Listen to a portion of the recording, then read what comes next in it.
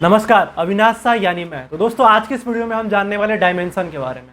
वो डायमेंशन है जो आप सोच रहे हो, सचमुच वो डायमेंशन की डायमेंशन क्या होता है, ध्यान से देखना। पिछले क्लास को हमने यहाँ पे खत्म करा था कि हमने पूछा था कि बताओ एक्सेलरेशन का ऐसा यूनिट क्या होगा, तो क्या होगा मीटर पर सेकेंड स्क्वायर, जो कि दूसरा ऑप्शन है। ठीक है, आज के इस वीडियो में हम समझने वाले हैं कि डायमेंशन क्या है, ये क्या बला है, किसको कहते हैं डायमेंशन। ध्यान से देखो, इसको समझने के लिए आपको 1D 2D 3D समझना पड़ेगा। 1D 2D 3D।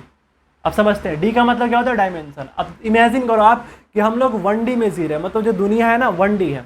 1D मतलब अब देखो, जैसे यहाँ पे देखो आपको ये पेन दिख रहा है, अब देखना इस पेन पे हम लोग हैं, मतलब हमारी दुनिया ऐसी है। अब देखना हम यहाँ से इस पेन से या तो आगे जा सकते हैं या पीछे जा सकते हैं। तो हम किस डायमेंशन में हो गए, 1D में। ये डायमेंशन कैसा हो गया, 1D। और मान लो कि जैसे यहाँ पे ये नोटबुक है हमारा, अब इसके ऊपर हम चल रहे हैं, या तो हम इधर जा सकते हैं या इधर, या इधर या इधर। तो यहाँ पे देखना तुमको दो दिख रहा होगा, एक इधर, इसको हम 1D कहते हैं, एक इधर। तो कितना हो गया टोटल, 2D 3D हो गया।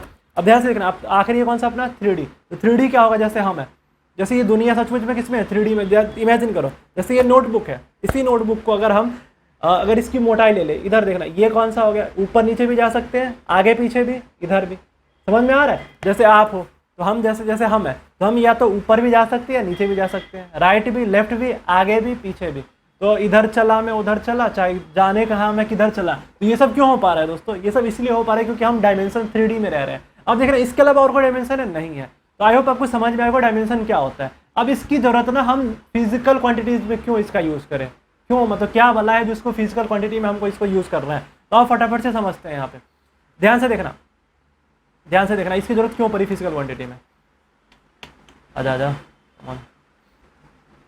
हाँ, जैसे ध्यान से देखना, जैसे लेंथ है, तो लेंथ के लिए हमने डायमेंशन चूज करा है एल। अब ध्यान से देखना, अब देखना ध्यान से, हम लेंथ को ना बहुत तरीके से मेजर कर सकते हैं। हो सकता है हम मीटर में मेजर करें, मेरा मन कर रहा है किलोमीटर में मेजर करें। अगर एसआई में करना हो तो मीटर में करेंगे, एसआई में नहीं करना है किलोमीटर में करें। पिछले क्लास में हमने आपको बताया था कि लेंथ का ढेर सारा मीटर है। अगर जैसे आप लोग हाइट मेजर करते हो तो फीट में, फुट में करते हो। जमीन मेजर करते हो तो गाँव में कट्ठा में जमीन मेजर होता है, 1 कट्ठा 2 कट्ठा 3 कट्ठा, या नहीं तो एकड़ में जमीन मेजर होता है। तो ढेर सारा अलग अलग है, लेकिन सब कुछ है क्या, सब कुछ में क्या आ रहा है, लेंथ तो है ही ना भाई। सब कुछ में लंबाई ना, चाहे चौड़ाई की बात करो, क्या है, लंबाई है। अगर इसके लिए हम एक सिंबल यूज कर ले एल, तो क्या अपने आप में एक डायमेंशन को बताएगा कि हाँ भाई, जो जैसे तुम्हारा जैसे कुछ भी है, जैसे एक क्वांटिटी मैं यहाँ पे ले लूँ मीटर पर सेकेंड स्क्वायर, जो कि हमारा एक्सेलरेशन का था। यहाँ पे मीटर किसके लिए यूज करते थे हम, लेंथ के लिए। तो एक चीज़ पता चल जाता है, यहाँ पे जो क्वांटिटी हम यूज करें उसमें लंबाई वाली चीज़ तो होना ही है, लंबाई तो होगा, इसलिए डायमेंशन का यूज किया जाता है। तो फटाफट से समझते हैं जो हमारा फिजिकल क्वांटिटी है,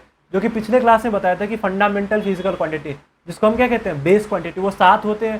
तो लेंथ के लिए हम क्या यूज करते हैं, symbol L, capital L. Length के लिए डायमेंशन का जो सिंबल यूज करते हैं वो क्या यूज करते हैं हम, कैपिटल एल, कैपिटल एल, दिख रहा है ना। और टाइम के लिए टी। अब ध्यान से देखना, टाइम का भी डायमेंशन होता है। अब तो सचमुच में आप दिखा नहीं सकते यहाँ पे कि टाइम का डायमेंशन है, लेकिन क्या सच में होता है, टाइम बीत जाता है। अब ध्यान से देखना, किसी का भी, जैसे हमारा है, अभी टाइम बीत जाएगा, आप वीडियो देख रहे हो टाइम बीत जाता है। क्या हम टाइम में आगे पीछे कर सकते हैं, टाइम आगे होगा लेकिन पीछे हो सकता है क्या, ये पॉसिबल नहीं है अभी तक। लेकिन क्वांटम फिजिक्स ये भी कहते हैं कि हम टाइम में पीछे भी जा सकते हैं, वो अलग टॉपिक है, इसके ऊपर कभी और वीडियो बनाएंगे। तो टाइम में हम पीछे भी जा सकते हैं, लेकिन सचमुच में रियलिटी में देखा जाए तो टाइम में हम या तो आगे जाएंगे। तो सचमुच में टाइम तो है ही, तो टाइम को भी हम क्या मानते हैं, एक डायमेंशन मानते हैं। तो टाइम का डायमेंशन क्या हमने माना, टी माना। अब मास, जो कि सबके पास है, जिसके पास मास नहीं वो बेकार है। तो मास सबके पास है, लेकिन एक ऐसी क्वांटिटी है जिसके पास मास नहीं होती, मासलेस है, मतलब लाइट। लाइट जिस चीज़ से बनी होती है उसको क्या कहते हैं, फोटोन। थोड़ा ऊपर हो गया लेकिन समझ लो, जो घर से लाइट निकल रहा है ना, वो जिस पार्टिकल से बना है उसको क्या कहते हैं, फोटोन से बना लाइट। लेकिन फोटोन के पास मास नहीं है, बेचारा मासलेस है। मतलब ऐसे समझो, रिलेट करो इसको अब तुम अपने हिसाब से। जैसे मेरा वजन 70 kg है, तो फोटोन है तो उसका वजन ही नहीं होगा, वो 0 kg है, इसका कोई वजन ही नहीं है। लेकिन मास के लिए भी हम एक डायमेंशन यूज करते हैं, क्या, जैसे हम हैं तो अगर हम, हमारे पास लंबाई, लेंथ है, टाइम फ्रेम में हम रह रहे हैं, तो हमारे पास टाइम का डायमेंशन हो गया। वजन है तो इसके लिए भी हम डायमेंशन यूज बना लिए क्या, एम, इसका सिंबल क्या है, कैपिटल एम। तो मास के लिए डायमेंशन क्या हो गया, कैपिटल एम। फिर है इलेक्ट्रिक करंट, इलेक्ट्रिक करंट लगे 440 वोल्ट छूने से तेरे, तो ये क्यों लगता है भाई, समझ में आ रहा है ये क्यों। इसके लिए जो डायमेंशन हमने यूज करा है वो क्या, आई यूज करा है, कैपिटल आई, क्या, कैपिटल आई। और यहाँ पे थर्मामीटर, मतलब थर्मोडायनेमिक टेम्परेचर, आज नापब तोहर गर्मी लगा के थर्मामीटर। तो ये टेम्परेचर, अगर ये गर्मी नापने के लिए भाई थर्मामीटर चाहिए, और टेम्परेचर पता है ना अभी कितनी गर्मी पड़ रही है, तो हाई गर्मी। तो गर्मी के लिए जो अपना डायमेंशन है वो क्या है, थीटा हम यूज़ करते हैं। क्या यूज़ करते हैं, थीटा। मतलब अगर टेम्परेचर हो तो इसका ऐसा यूनिट क्या होता है, केल्विन, इसलिए डायमेंशन हम क्या यूज़ करेंगे, थीटा। अब समझते हैं अमाउंट ऑफ सब्सटेंस, जिसको हम क्या कहते हैं, मोल कहते हैं। ऐसा यूनिट क्या है, मोल है, जो कि केमिस्ट्री में तुम भर भर के पढ़ोगे, उड़ेल उड़ेल के बहुत पढ़ने वाले हो।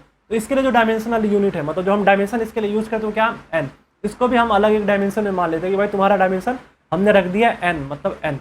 फिर उसके बाद ल्यूमिनस इंटेंसिटी, जिसको हमने पिछले ग्राफ से बताया भी था कि क्या होता है ल्यूमिनस इंटेंसिटी। आप कमेंट करके बताओ क्या बताया था, ठीक है।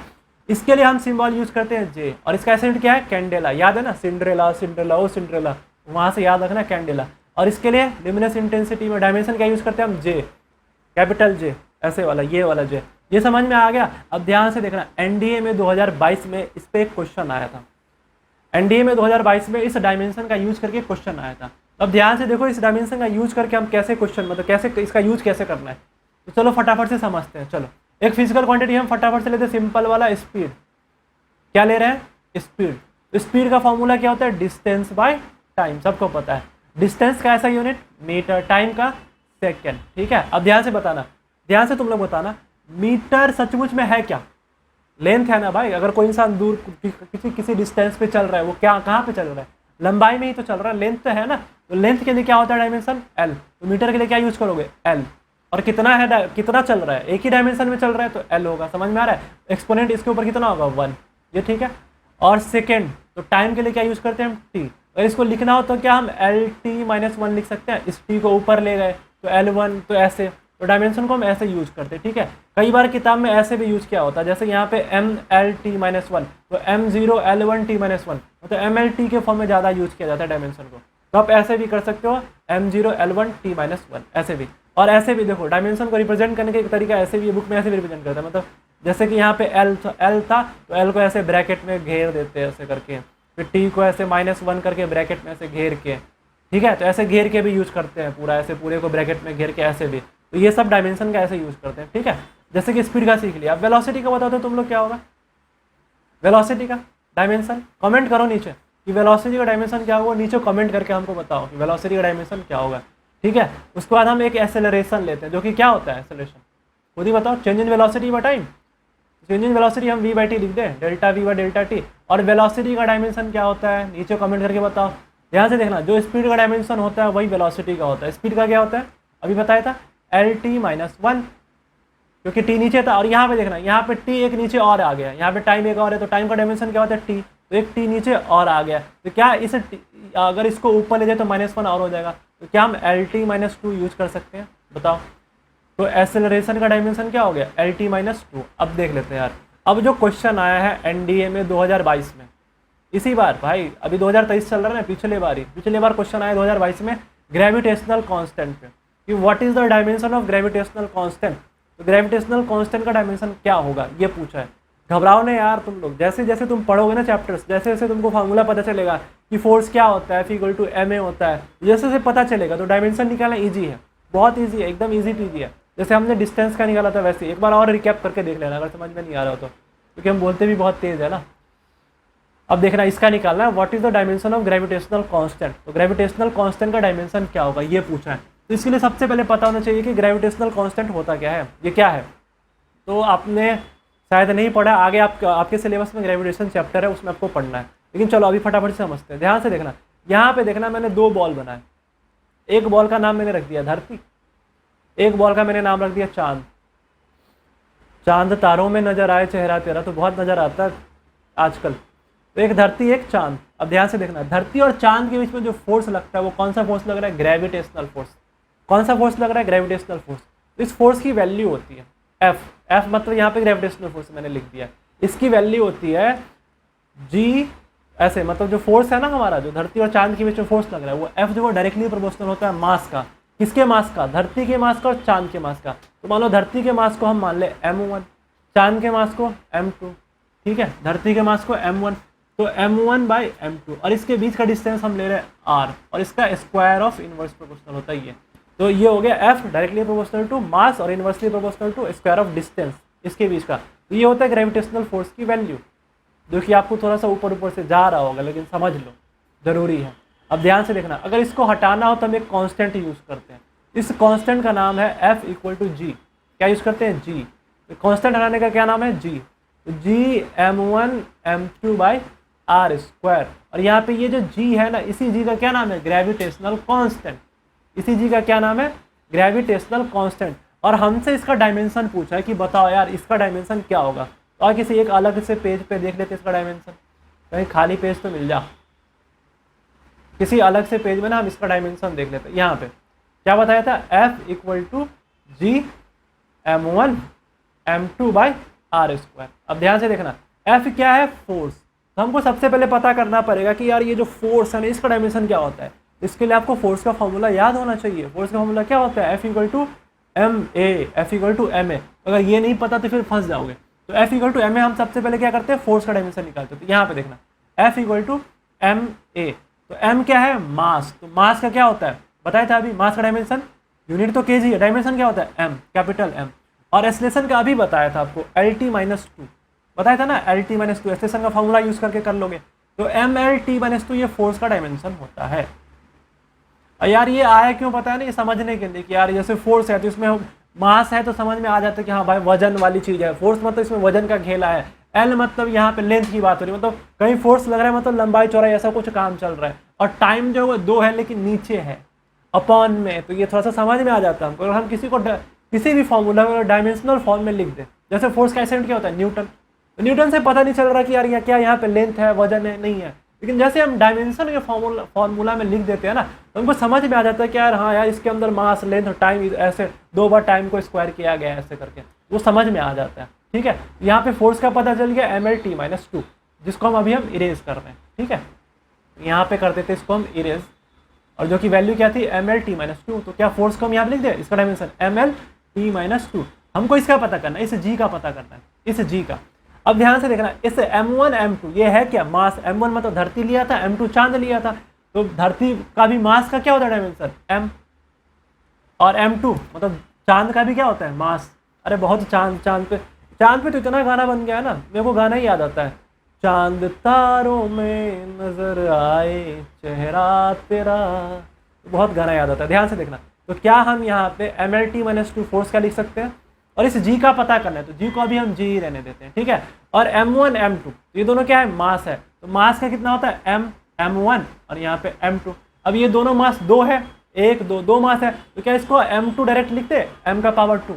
ध्यान से देखना, यहाँ पे 2 मास है, फोर्स में हम 2 मास का यूज कर रहे हैं, एक ये वाला धरती, ये चांद, दोनों का मास यूज कर रहे हैं। तो कितना, एक का मास M1, इसका M1, तो दोनों को अगर मल्टीप्लाई करेंगे तो M का पावर 2 हो जाएगा। समझ में आ रहा है। और R क्या है अपना, डिस्टेंस है। R क्या है, डिस्टेंस, चांद और धरती के बीच का डिस्टेंस। और ये R क्या है, स्क्वायर है। तो डिस्टेंस का डायमेंशन L होता है, तो यहाँ पे L स्क्वायर हो जाएगा, क्योंकि R स्क्वायर है मतलब 2 बार है, तो L स्क्वायर हो जाएगा। अब इस G का वैल्यू हमको निकालना है। हम क्या करते हैं, इसको इधर ले जाए तो ये कितना हो जाएगा, L3 हो जाएगा। बोलो बोलो बोलो बोलो, तुम लोग घबराओ नहीं, हिलो मत, क्योंकि इसका डायमेंशन तुम लोग सीखने वाले हो। और जब तुम ग्रेविटेशन पढ़ोगे, मतलब कि ग्रेविटेशन पढ़ोगे तो फॉर्मूला याद हो जाएगा, तो आसानी से कर सकते हो। और इसका फॉर्मूला होता है F equal to G M1 M2 by R square. ये तुम वहाँ पे सीखने वाले हो। इस जी को हम क्या कहते हैं, ग्रेविटेशनल कांस्टेंट। अब इसकी वैल्यू पूछा है, तो हम देखो यार यहाँ पे F इंटू आर स्क्वायर लिख ही सकते हैं। अरे यार फिर गायब हो रहा है, F इंटू आर स्क्वायर लिख ही सकते हैं, यहाँ पे कोई दिक्कत नहीं है। देखो ध्यान से, F इंटू इस R को इधर लेंगे तो आर स्क्वायर, और G M1 M2। M1 M2 क्या है, मास है, मतलब 2 ऑब्जेक्ट के बीच में जो वजन होगा ना, मतलब मान लो कि यहाँ पे धरती, यहाँ पे चांद, तो इसके बीच में जो फोर्स लगता है वो कौन सा फोर्स है, ग्रेविटेशनल फोर्स है। ठीक है, जिसकी value F equal to G M1 M2 by R square. तुम लोग वहाँ सीखोगे। क्या यहाँ पे हम आर स्क्वायर इधर चला गया, हम इसको इस G की वैल्यू पता करनी है। तो G इक्वल टू क्या लिख सकते हैं हम, M1 sorry by mistake, force F R square. F क्या है यहाँ पे, फोर्स है, are square M1 by M2। M1 M2 क्या है, मास है, मास। अब ध्यान से देखना, हमको पहले पता करना पड़ेगा कि फोर्स का डायमेंशन क्या होता है। तो दोस्तों force F equal to MA होता है, F इक्वल टू MA। तो इस हिसाब से फोर्स का डायमेंशन हो गया MLT-2। M क्या है, मास, एक्सेलेरेशन का भी बताया था LT-2, तो MLT-2 ये फोर्स का डायमेंशन हो गया। तो यहाँ पे फोर्स का डायमेंशन लिख दे कितना, MLT-2। समझ में आ रहा है। और अपना आर स्क्वायर मतलब कि धरती और चांद के जो डिस्टेंस मतलब R, तो इस R का वैल्यू कितना बताओ, R कितना है, L स्क्वायर होता है L2। तो ये 2 पावर और 1 पावर और, तो कितना हो गया, पावर 3 हो गया। पावर कितना हो गया, 3। तो यहाँ पे हम क्या लिख सकते हैं, अगर और M1 M2 क्या है, मास है। मास का वैल्यू कितना होता है, M2 होता है। मतलब कि दो मास है, एक का मास M1, दूसरे का यहाँ पे देखो धरती का मास तो M1, इसका मास M2 माना था, तो मास का डायमेंशन क्या होता है, M होता है, कैपिटल M। इसका भी M, तो 2M हो गया तो M2 हो गया। समझ में आ रहा है, एक ही बार में पावर लिख दिया M2। तो क्या यहाँ पे हम फटाफट से अगर हम इसको दूसरे पेज में यहाँ पे लिखे तो क्या आया था, फटाफट से देखो तो ML1T-2 L यहाँ पे करते हैं, जैसे यहीं पे कर लेते हैं हम इसको फटाफट से। तुम लोग यहाँ पे देख लो, इसको इरेज कर देते हैं यहाँ पे। और इतना आया था, इसको हमको कटपुट करना है। कटपुट करके क्या वैल्यू आएगी, ध्यान से देखना। यहाँ पे L2 L1 तो L3 तो होना ही है भाई, तो L3 लिख लेते हैं। T-2 चलो होना ही है, लिख दिया यहाँ पे T-2। और इस M को देखो, ये M पावर 1 है, ये M ऊपर जाएगा तो ये कितना हो जाएगा, M-2 हो जाएगा। तो कितना बचा, M-1। यहाँ पे M-1 बचा, M-1 L3 T-2। इसका फॉर्मूला मतलब इसका जो डायमेंशन है वो क्या हो गया, M-1 L3 T-2। ये समझ में आ गया। घबराओ मत यार, ये जो डायमेंशन वाला लोचा है ना, उसके लिए घबराना नहीं है। जैसे जैसे आप आगे पढ़ोगे चैप्टर, जैसे से आप आगे पढ़ोगे ना, जैसे से फॉर्मूलेज आपको पता चलते जाएंगे, तो आप आसानी से सब कुछ कर सकते हो। बहुत ईजी है। तो इस क्वेश्चन को देखे घबराना मत कि आपको डायमेंशन नहीं आ रहा है, आएगा भाई। आगे जैसे तुम ग्रेविटेशन पढ़ोगे ना, ये जो फॉर्मूला का फील आ जाएगा तो फिर आएगा। फिर डायमेंशन निकालना एकदम ईजी पीजी है, एकदम ईजी, हलवा है भाई, तो आसानी से निकाल लोगे। ये कोई बड़ी चीज़ नहीं है, ठीक है। तो आपको खाली याद ये रखना है, क्या याद रखना है कि लेंथ है तो लेंथ का डायमेंशन क्या होगा, कैपिटल L। टाइम है तो टाइम का क्या होगा, कैपिटल T। मास है तो मास का M होगा।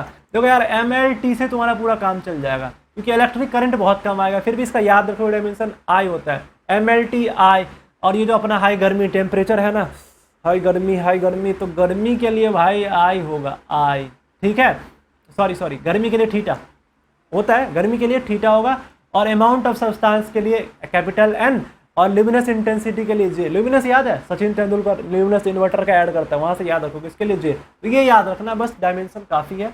और ये बहुत इजी पीजी टॉपिक है, जैसे आगे पढ़ोगे तो आपको आसानी से पता चलता जाएगा। तो इसके लिए घबराना नहीं कि आपको डायमेंशन नहीं आ रहा। और डायमेंशन लाया क्यों गया था, आपको बताया था ना अभी। जैसे आपको पता है, आप लोग जिस स्पेस में रहो वो 3D है, लेकिन वो समझने के लिए लाया था ताकि हमको पता चल सके। जैसे फोर्स का बताया था आपको एग्जाम्पल, जैसे एक्सेलरेशन का बताया, मीटर पर सेकेंड स्क्वायर यूनिट, ऐसा यूनिट, ठीक है। कोई किलोमीटर, जैसे तुम बाइक चलाते हो तो बोलते हो ना 40 किलोमीटर पर आवर की स्पीड से बाइक चल रही है, 100 किलोमीटर पर आवर, 150, 200, 250, 300, एक्सीडेंट, मर गए। जैसे train, bullet train 600 kilometre per hour की स्पीड से चल रही है, हमारा हवाई जहाज 1000 किलोमीटर पर आवर की स्पीड से चल रही है। अब ध्यान से देखना, किलोमीटर पर आवर से हमको डिफाइन नहीं होता ना कि यार ये चल कहाँ रही है, कैसे। अगर हम डायमेंशन बता दें उसका, किलोमीटर पर आवर स्पीड है, किलोमीटर मतलब लेंथ, पर आवर मतलब टाइम, मतलब कि LT-1, LT-1। अब हमको समझ में आ रहा है कि जैसे स्पीड की बात हो रही है यहाँ पे LT-1, तो L से समझ में आ रहा है कि यहाँ पे ना भाई सब लेंथ वाला चीज़ तो है ही, स्पीड में लेंथ वाला चीज़ होता ही है। और लेंथ अपॉन टाइम, लेंथ और यहाँ पे टाइम, T से पता चल गया टाइम है, लेकिन कैसे है, लेंथ पर यूनिट टाइम का बात चल रहा है, यहाँ पे लेंथ पर यूनिट टाइम चल रहा है। इससे ये पता चलता है मीटर पर सेकंड से, किलोमीटर पर आवर से ये फील नहीं होता कि किस डायमेंशन में काम चल रहा है, वैसे हमको डायमेंशन का फील हो जाता है। इसलिए भाई डायमेंशनल, ये जो अपना, इसको हम डायमेंशनल एनालिसिस कहते हैं, इसलिए ये आया है।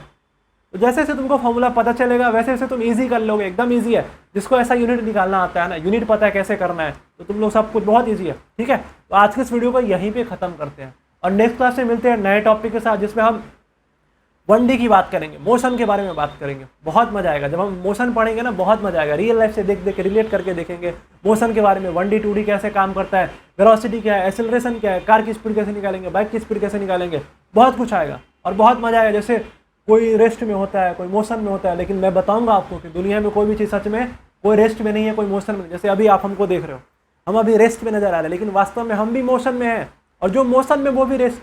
मतलब कि कोई दुनिया में सच में कोई इंसान आराम नहीं कर रहा, सब मोशन में, सब कुछ, धरती, चांद, आसमान, जितना भी तुम गैलेक्सी वैलेक्सी कुछ भी देख लो, सब क्या है, मोशन में।